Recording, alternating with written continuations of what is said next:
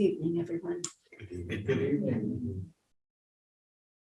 This is the first night of Rohatsu Sesshin at Olympia Zen Center, Ryokan Shingetsu-zan.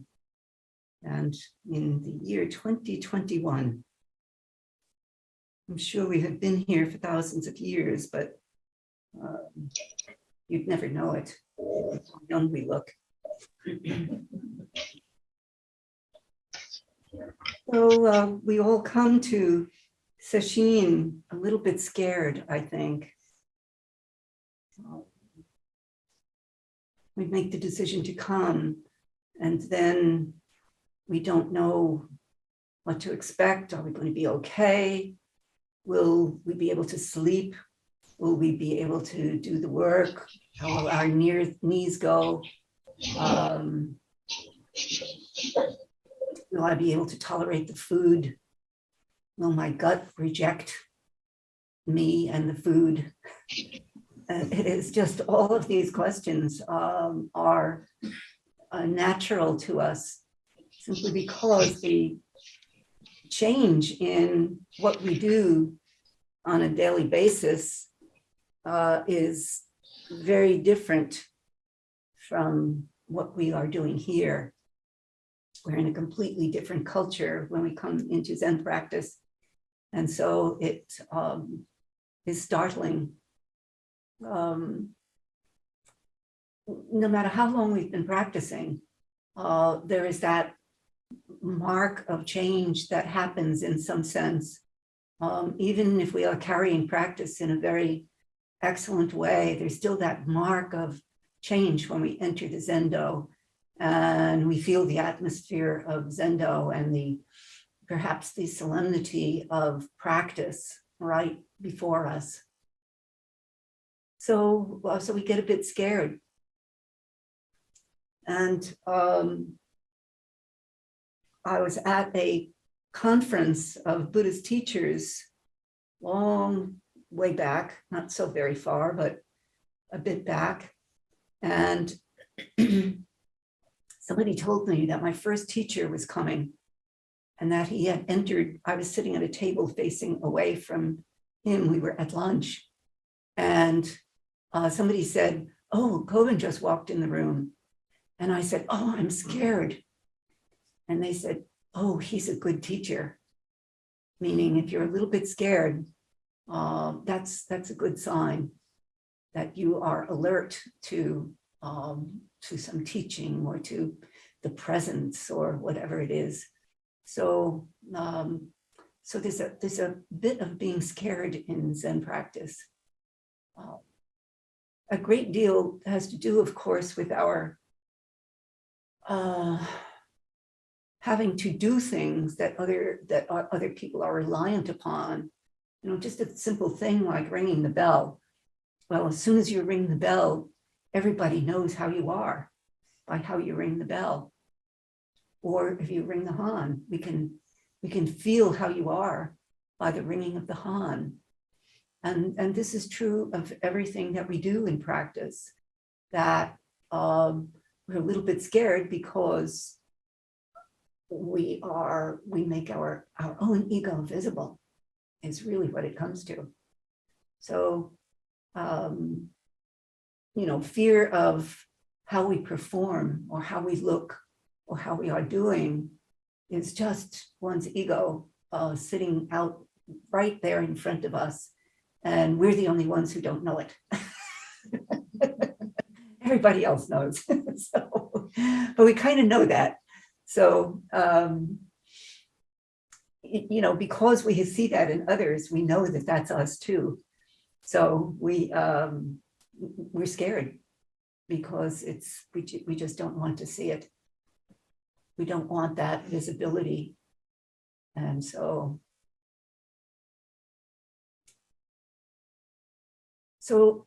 the gateway in that is very wide, and the mirror that we stand in when we engage in practice in that way is incredibly important, because through our doing these aspects of practice, we see ourselves and we begin to lose ourselves in the action of that, in the practice and of the action that we do.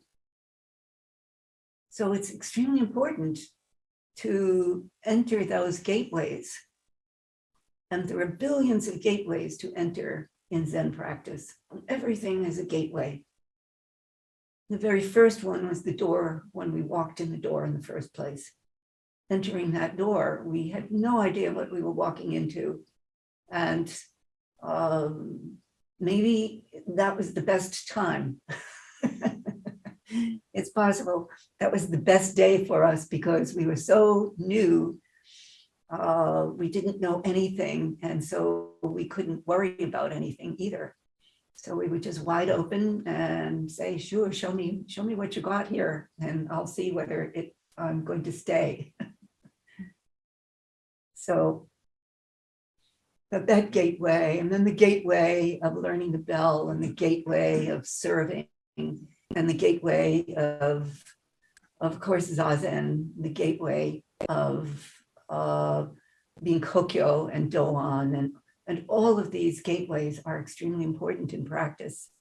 And so we have to be willing to step into and through those gates in order to truly understand this practice that we've been given, which is very old and just very old. And,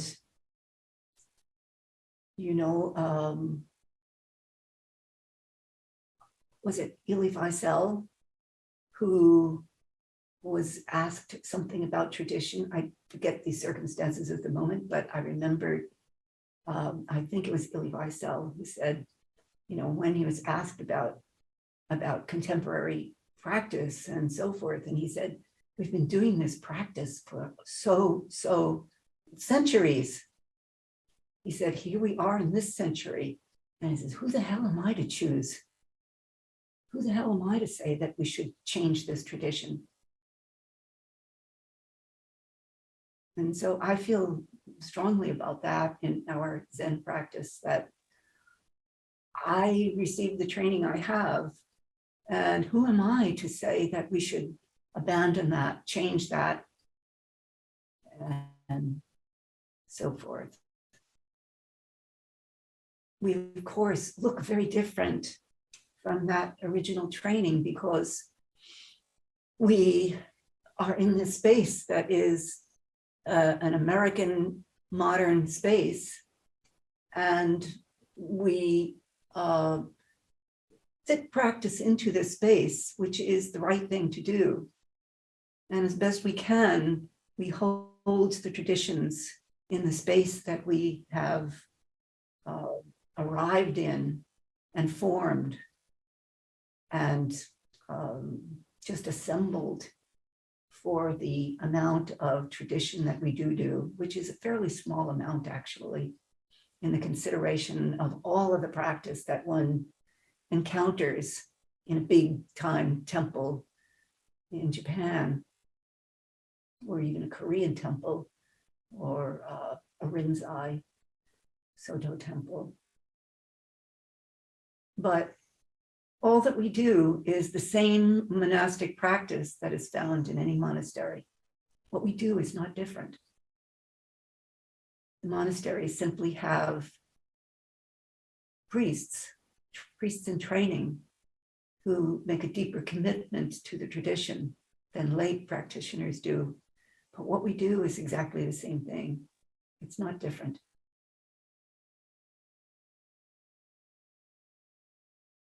So Koben would often speak about how Americans in Zen practice were sort of half priests and half lay people, because Americans took on lay practice far more deeply than he saw in Japan, which I agree with.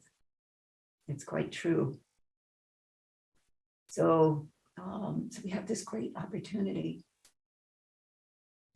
So this question about being in this mirror of practice this mirror that we engage in. And I say the mirror because we stand in the mirror when we do any part of the practice. We are somehow visible, and we are mirrored in one another in Sangha.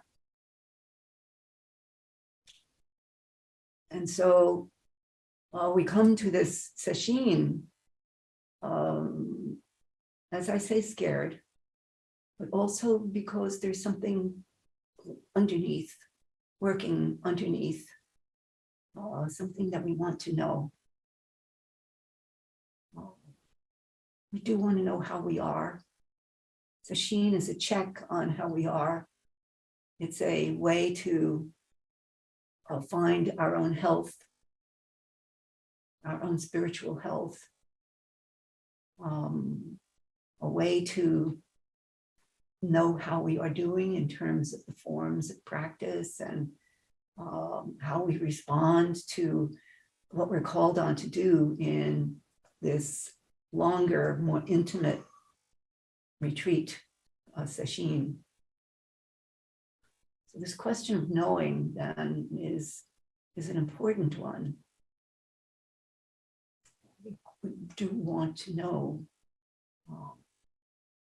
who am I? Who is Buddha? What is Buddha? We want to know these things. The kind of knowing that is true Dharma is not something like usual, like, I know it's raining, or I know, or the cat needs some food, or plants need to be watered. We have all these various ways of knowing. And if we said, I know, before every time we stated these things that were obvious, we would find it very funny. If I say, I know it's raining, we just say it's raining because we already know. And say, oh, the cat needs to be fed. And I know the cat needs to be fed. It seems extra because we already know these things. We don't have to add on the I know piece. So this is very akin to, Kondo Roshi's teaching when he talks about seeing. He says, just see. You already know. So just see. Because the I know on top of just seeing is extra. It's an extra thing. And to see is already beingness. To see is being. So the I, the scared I, going to Sesshin is irrelevant. It just isn't.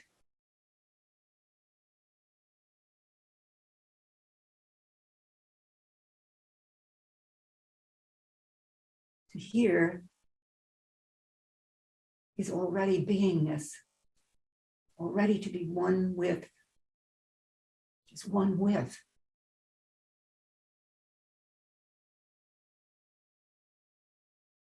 If we look at a painting, we don't just see the landscape or the portrait or whatever it is. We also see the painter. And we're one with in this seeing.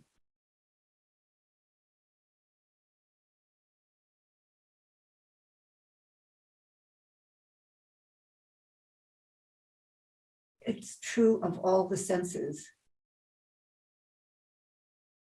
The extra I know is unnecessary to us in being because it's just being.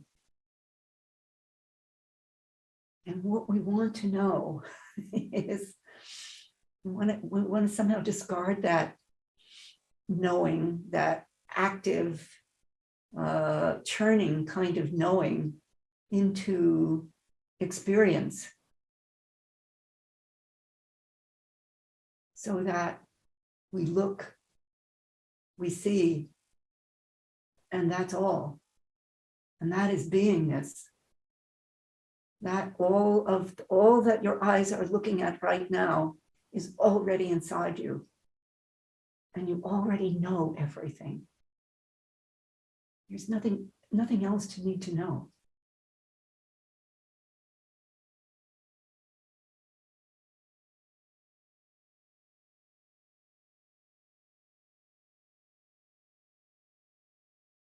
I mean, it's certainly true that as we go about our daily lives, there are some things that we say, oh, you know, did you already do this? Yeah, that's good. Okay, I don't have to do that. Or all these check-ins that we have with people we live, or with people even in the sesshin with whom we interact. But we don't have to go further than that.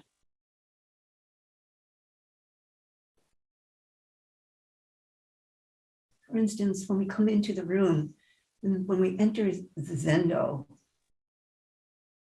do we read the zendo? Not in a look around to see who is here, or to see what is happening, but to feel the invisible world, to feel the invisible nature of each one's beingness.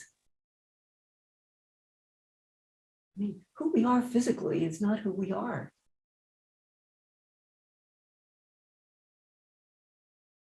And if we see in a material way, that is delusion.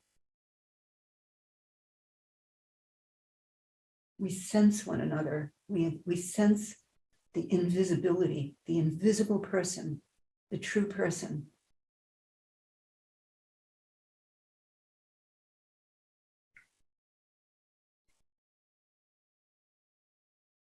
So we don't read the material world. We read the invisible beingness of the world.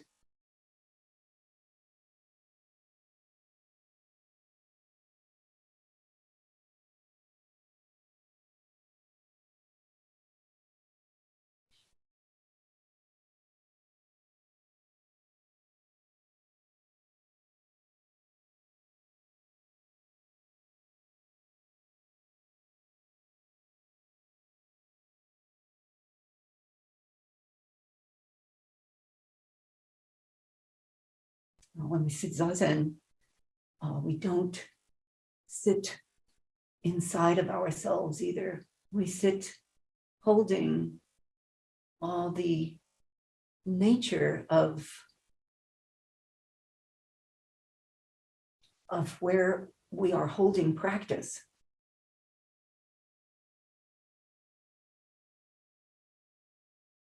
Zazen is much more outward than we suppose. We might get stuck in our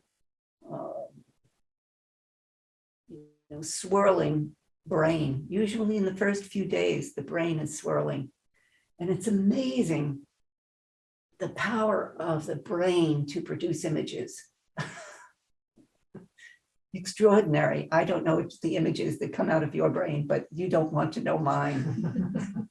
They just are so bizarre. But that's what we do in Sesshin, is we sit, we allow that its space, we allow it to happen. And because we are here over a course of time, a course of days, we are able to let that wash itself out of us and come to a pure space of being.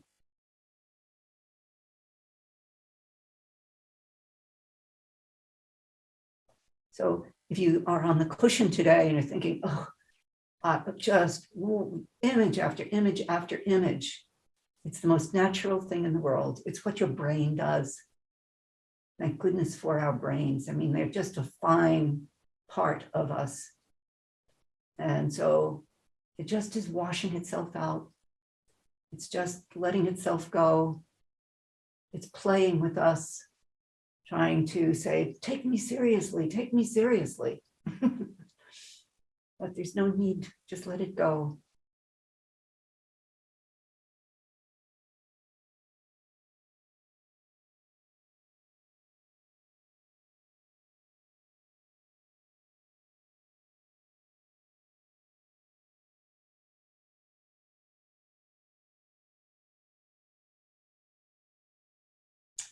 you know, if we came to Zen and had some big opening in the very first place, maybe at the very beginning of our practice, we had some huge opening, some wonderful samadhi, some wonderful kensho. It doesn't matter because you still have to do the slow, methodical growth. You still have to do that. And you may take another approach, like Ryokan-san, a very slow blossoming. Because both that work has to be done, whether we're on one side of samadhi or that kensho is not yet appeared. That slow blossoming is necessary in this practice. No, not just in this practice. It's true for anyone in any spiritual practice that you don't just go to church once. You have a slow movement of blossoming in one's life. That's how we talk about Dogen Zenji becoming like a grandmother in his slow movement of his practice and training. In my case, I am a grandmother, but I am such an old crone, terribly feisty yet. I am sorry.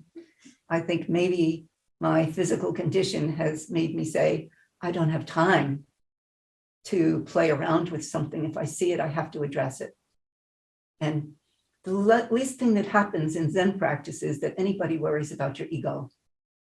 Nobody is going to coach your ego and say, oh, I'm not going to say this to you because I don't want it to hurt your ego. That just doesn't happen in this practice. We have a cutting through, which is merciful because you don't have to waste so much time. You don't want to waste time on playing around with your own ego. You don't need it.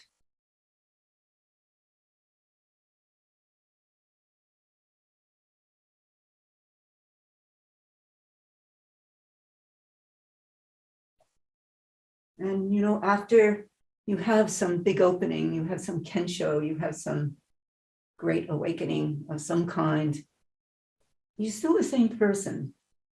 It's not going to change. You're going to wear the same clothes. You're going to eat the same food. Life will be different in lots of ways, but not noticeably. Somebody who's very awakened, it's not visible particularly, unless you can sense the invisible. If you can do that, you will see something else.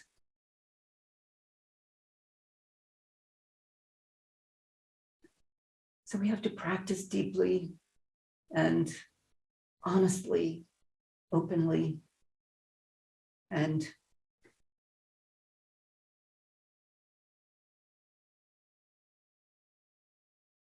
consistently.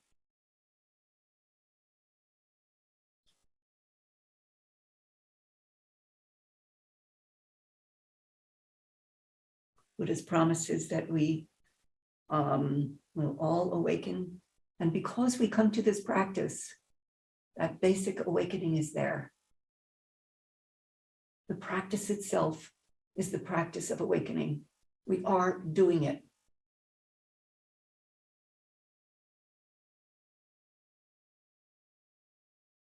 If you come to truly realize that, you can practice in great happiness.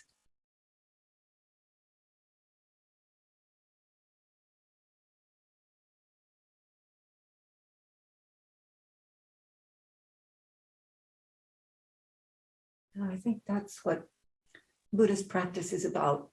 Not a superficial happiness, but a deep, abiding joy in knowing that one's soul is,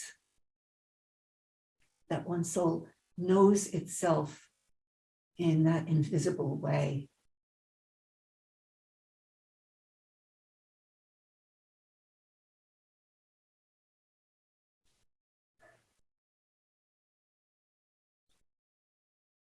I think we won't take any questions tonight.